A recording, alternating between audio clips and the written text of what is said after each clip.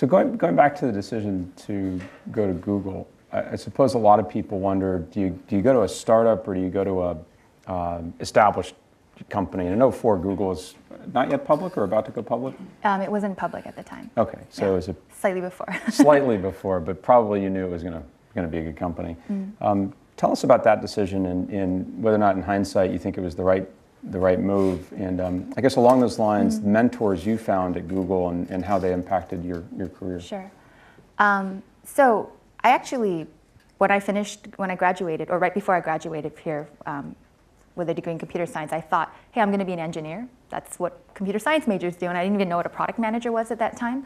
So I got an offer from Intuit, and I was going to go be an engineer there. And then I got a call from a Google recruiter saying, hey, we have this thing called the Associate Product Manager program, which I highly recommend if anyone's thinking about that path. And it was sort of a Polyvore Associate Product Manager. But it was a program to train product managers straight out of school. And it was created by Marissa Mayer, who's now the CEO of Yahoo. And so I thought, okay, I'll give it a shot. I mean, I don't know what PMs are. So I went to the interview not really knowing what to expect. And I remember I actually was so green at the time that when I spoke to Marissa, I was like, hey, I don't know if I really want this job. Like, this is very, I never imagined that I would do this. And she explained to me that all the best decisions she had ever made in life, when she had to choose between two things, she always chose the path that was more challenging. And so I thought about that, and I decided, hey, you know what? I've always planned to be an engineer, but this PM thing sounds really hard. I have to lead teams of engineers who are much older than me, who know their stuff, and I don't. I'm fresh out of school. So I decided to just to try it based on her advice. And she did become a mentor and we've kept in touch all these years. And she was a big, big influence on my entire career path through Google. Yeah.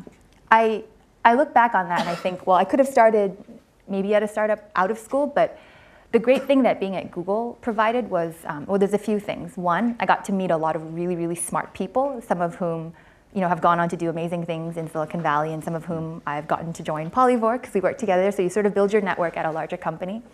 The other thing is just the experience of being at a larger company and seeing all the benefits, which are having infrastructure. There's an IT guy to help you when everything is, your computer, everything is broken, the network's down. The great perks of the culture, the food, all that stuff, I got to experience that. And Google does have a really, really great culture. It's very engineering driven.